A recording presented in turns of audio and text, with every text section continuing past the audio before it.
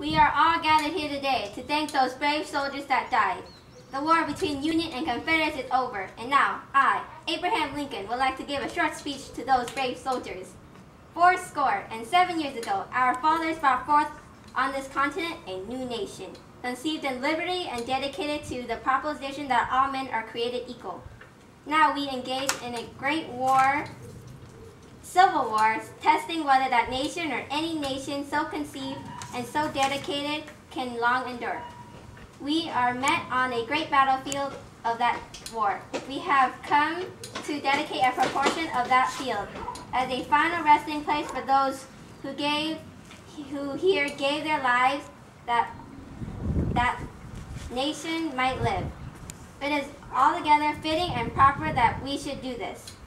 But in a larger sense, we cannot dedicate, we cannot consecrate, we cannot hallow this ground. The brave men, living and dead, who struggled here have consecrated it. Far above our poor power to add or detract, the world will little know, nor long remember what we say here, but it can never forget what they did here. It is for us, the living, rather to be dedicated here to the unfinished work which they would have thus far so nobly advanced. It is rather for us to be dedicated to the great task remaining before us, that from these honored dead we take increased devotion to that cause, for which they gave the last full measure of devotion, that